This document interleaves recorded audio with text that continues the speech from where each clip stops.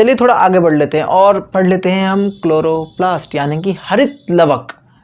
Guys अब तक आपने पढ़ा होगा कि जो हरित लवक है उसका मेन काम होता है सनलाइट को ट्रैप करना, सूर्य ऊर्जा को कैच करना, ट्रैप करना, उसको कैद करना और उसको खाद्य ऊर्जा में बदल देना। ठीक है, सोलर एनर्जी को किस में कन्वर्ट कर रहा है? फूड एनर्जी में। कौन?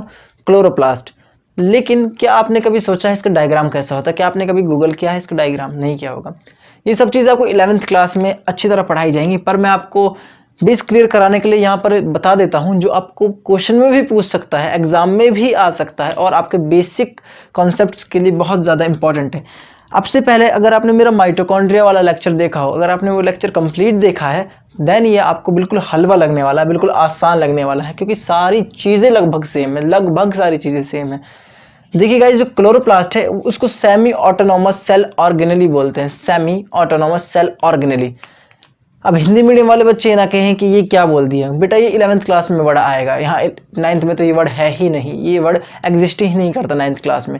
Semi autonomous cell organelle, semi मतलब कि आधा, ऑटोनॉमस मतलब कि ऑटोमेटिक, ऑटोमेटिक तो सब समझते हैं ना क्या मतलब होता है। सेमी ऑटोनॉमस सेल ऑर्गेनेली मतलब कि आधा अपने आप काम करने वाला कोशिका अंग। अब तो समझ आया होगा। तो गाइस जो ये ऑर्गेनेली है, जो ये कोशिका अंग है, ये क्या करता है? ये सोलर एनर्जी को ट्रैप करता है, उसे कैद करता है और फूड एनर्जी में कन्वर्ट कर देता है। ये तो आपने पढ़ा है, पर इसका डायग्राम जो है वो बहुत ज़्यादा इंपॉर्टेंट है। ये भी डबल मेम्ब्रेन लेयर है। देखिए ये आउटर झिल्ली हो गई, आउटर मतलब बाहरी है, बाहर वाली, और ये वाली कैसे झिल्ली होगी बेटा? इनर, अंदर वाली, अंतर बोलते हैं जिसको, इंटर। ठीक है, इनर, सॉरी इनर। कौन सी मेम्ब्रेन हो गई? Inner membrane. ठीक है, इनर झिल्ली किसकी?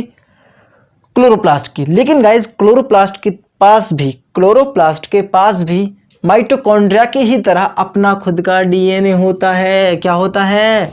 अपना खुद का डीएनए होता है। It have also its own DNA. इसके पास खुद का डीएनए होता है। और इसका डीएनए कैसा होता है? जैसे बैक्टीरिया में होता है ना, उसके ऊपर कोई झिल्ली नहीं होती, केंद्रक के ऊपर कोई झिल्ली नहीं होती बैक्टीरिया के डीएनए में, उसी तरह यहाँ इसके न्यूक्लियस में भी कोई झिल्ली नहीं होती।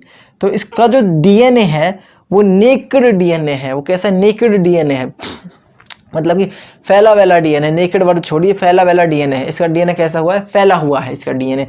और इसके पास खुद के राइबोसोम्स प्रेजेंट होते हैं। खुद के क्या होते हैं? राइबोसोम। देखिए यहाँ पर इसके खुद के पास देखिए यहाँ पर इसके पास खुद के राइबोसोम्स भी हैं। क्या है? खुद के राइबोसोम्स भी हैं। और जो ये राइबोसोम्स हैं ये कौन से सेल जैसे हैं? जैसे प्रोकैरियोट्स में मैंने आपको स्टार्टिंग लेक्चर्स में बताया था, उसके पास 70S राइबोसोम्स होते हैं। तो बेटा इधर भी कौन से राइबोसोम्स है? 70S। क्लोरोप्लास्ट के पास भी और माइटोकॉन्ड्रिया के पास भी सेम टाइप के राइबोसोम्स होते हैं। क्या होते हैं? राइबोसोम्स। और राइबोसोम की मैंने एक चीज़ आपको नहीं बताई, इसके ऊपर कोई झिल्ली नहीं होती बेटा। राइबोसोम एक ऐसा ऑर्गेनेल है जो बैक्टीरिया में भी मिलता है और बैक्टीरिया में भी मिलता है, प्लांट्स में भी मिलता है, एनिमल्स में भी मिलता है, फंगी में भी मिलता है। ये सब जगह मिलता है बेटा। यूकैरियोट्स में और प्रोकैरियोट्स में सिर्फ एक ही ऐसा ऑर्गेनेल है जो हर जगह मिलता है, वो है राइबोसोम। ये प्रोटीन बनाने का काम करता है। और आपको पता नहीं होगा कि प्रोटीन जो बनना है वो बहुत ज़्यादा इंपॉर्टेंट है हमारे लिए। ठीक है, इसका मैं आपको जब 10th क्लास में जो हम चैप्टर पढ़ेंगे ना, वो मेंडल साहब वाला, जिनमें मेंडल जी आए थे, principle of inheritance and variation वाला चैप्टर है, जो इनहेरिटेंस और वेरिएशन वाला, उधर बहुत काम देगी ये सारी चीज़ें, प्रोटीन बनना वगैरह। फिलहाल हम मेन फोकस यहाँ पर रखते हैं। अच्छा, जो ये डायग्राम है, अब आपने सोचा है कि लाइट कहाँ पर आती होगी, लाइट कैसे ट्रैप होती होगी। जो ये वाले स्ट्रक्चर आपको दिख रहे हैं गोल गोल से, गोल मटोल स्ट्रक्चर, इनको बोलते ग्रेना। ग्रेना क्या बोलते? ग्रेना। ठीक है, इनको बोलते ग्रेना। और जो ये लंबा सा स्ट्रक्चर दिख रहा है, धागा टाइप आपको दिख रहा होगा, जो रेड से मैंने इसको फिल किया हुआ है, जो जा रहा है इस तरीके से, इसको बोलते हैं थाइलाकॉइड। देखिए यहाँ पर ये क्या कर रहा है? इस दूसरे को कनेक्ट कर रहा है। ये ग्रेना है बहुत सारे, ये ग्रेना है बहुत सारे। इसको कौन कनेक्ट कर रहा है? थाइलाकॉइड। क्या कौन कनेक्ट कर रहा है? थाइलाकॉइड।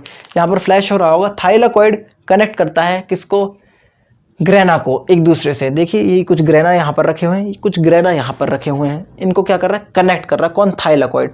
और जो बीच में डॉट डॉट है, जो ये बीच में डॉट डॉट है, जिस तरह से माइटोकॉन्ड्रिया में हमने अंदर का जो स्ट्रक्चर था उसको मैट्रिक्स बोल दिया था, अंदर का जो उसमें भरा हुआ था उसको क्या बोल दे, मैट्रिक्स। इसको उसी तरह इसको बेटा अलग नाम दिया हुआ है, इसको दिया हुआ है स्ट्रोमा। ये आपके NCERT में है, स्ट्रोमा।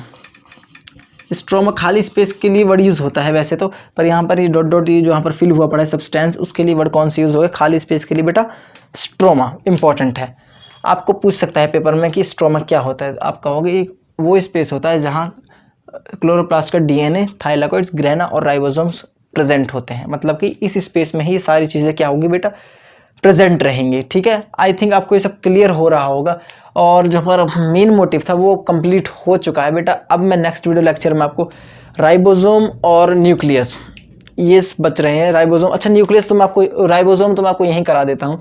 NCERT में राइबोसोम के बारे में कुछ भी नहीं लिखा बेटा, राइबोसोम के बारे में ऐसे अलग से कोई हेडिंग बनाई ही नहीं है NCERT ने, और फिर भी वहाँ से देखो क्वेश्चन आ जाता है और फिर बच्चे देखते रह जाते हैं। ठीक है, राइबोसोम जो है उसके बारे में जानना बहुत ज़्यादा ज़रूरी है। मैं आपको यहीं समझाने की कोशिश करता हूँ, बहुत ज़्यादा सिंपल समझाऊँगा, इम्पॉर्टेंट है।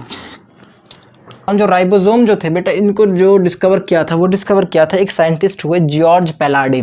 जॉर्ज पेलाडे, क्या नाम था, George GEORG, George Palade, PALADE, George Palade. Spelling देख लेना क्या है, पर जो उनका प्रोनाउंसिएशन है, करेक्ट प्रोनाउंसिएशन है वो है जॉर्ज पेलाडे।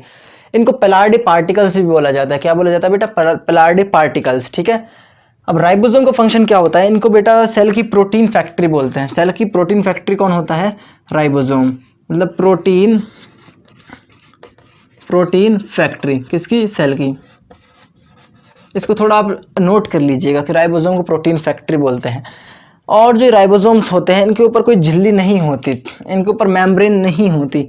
इनके ऊपर जो मेम्ब्रेन है, इनके ऊपर जो मेम्ब्रेन होती है ना, जैसे और ऑर्गेनेल्स होते हैं उनके ऊपर मेम्ब्रेन है, इनके ऊपर कोई मेम्ब्रेन नहीं होती, बिना मेम्ब्रेन होते हैं, विदाउट एनी मेम्ब्रेन, कोई झिल्ली ही नहीं होती इनके ऊपर। और देखिए इंपॉर्टेंट चीज़ है, काम आएगी आपको आगे हायर कंपटीशंस में। इस कंपटीशन में भी आ सकती है, क्वेश्चन आ सकता है, रेयर क्वेश्चन, बच्चे सर पीटते ही रह जाते हैं अगर इस तरीके का क्वेश्चन आ जाता है तो। देखिए क्वेश्चन क्या बन सकता है, जो प्रोकैरियोट सेल थी, प्रोकैरियोट, और जो हम पढ़ रहे हैं फिलहाल वो कौन सी सेल्स के बारे में पढ़ रहे हैं, जो ऑर्गेनेल्स जो होते हैं ये होते हैं बेटा यूकैरियोट्स में। हमने पूरा क्या पढ़ा है अभी, यूकैरियोट ही पढ़ा है। क्या पढ़ा है, यूकैरियोट, यूकैरियोट्स देख लेना। यूकैरियोट्स, जो प्रोकैरियोट है इसके पास जो राइबोसोम का टाइप होता है वो होता है बेटा 70S। कौन से टाइप का, 70S। और ये 70S आपको नोटिस हुआ होगा कि मैंने बोला था कि ये माइटोकॉन्ड्रिया में भी देखने को मिल रहा है, ये क्लोरोप्लास्ट में भी देखने को मिल रहा है। तो हाँ, ये 3 जगह मिलता है, प्रोकैरियोट्स में भी मिलता है। 70S टाइप का राइबोसोम मिलता है प्रोकैरियोट्स में, और किस में मिलता है 70S टाइप का राइबोसोम, प्रोकैरियोट्स में मिलता है। और हमारे ऑर्गेनेली, कौन से ऑर्गेनेली बेटा, हमारे जो माइटोकॉन्ड्रिया है उसके अंदर, और हमारा क्लोरोप्लास्ट उसके अंदर भी इसी टाइप का राइबोसोम मिलता है। लेकिन हमारा जो यूकैरियोट है, जो हमारी यूकैरियोट कोशिका है, भले ही वो प्लांट सेल हो या एनिमल सेल, सब तो यूकैरियोट्स ही है, एनिमल और प्लांट सेल तो यूकैरियोट है ना बेटा, ये तो आपको पता होगा। जो यूकैरियोट सेल है उसके अंदर कौन सा राइबोसोम मिलता है, कौन से टाइप का, 80S राइबोसोम कॉम्प्लेक्स होता है, जटिल होता है, और 70S उतना जटिल नहीं होता। ये एडवांस लेवल का राइबोसोम है, एडवांस लेवल का राइबोसोम है, और ये थोड़ा पीछे रह जाता है उससे, क्योंकि वो पुरानी सेल्स हैं, यूकैरियोट्स नई सेल। अब तक हमने जितने सेल ऑर्गेनेल पढ़े वो किसके अंदर आ रहे थे बेटा, वो यूकैरियोट सेल के अंदर ही तो आ रहे थे।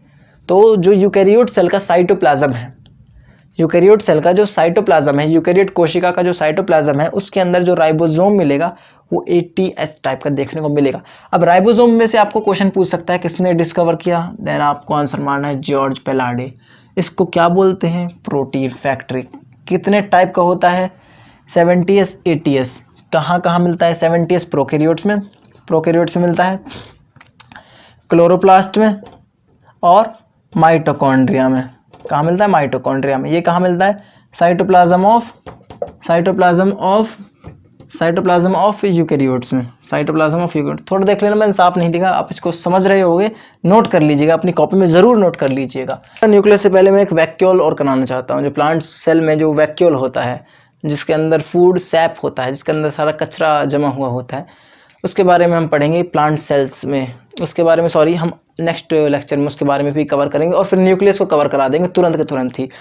वो वैक्यूल जो है वो ज़्यादा नहीं है, उसके अंदर थोड़ा ही है। उसके अंदर मेनली आप कह सकते हो, उसके अंदर आपको ज़्यादा से ज़्यादा वैक्यूल के अंदर 5 मिनट लगेंगे लास्ट। और जो हमारा न्यूक्लियस है उसको थोड़ा डिटेल से करेंगे, वो इंपॉर्टेंट है, उससे आपका बेस बनेगा। ठीक है।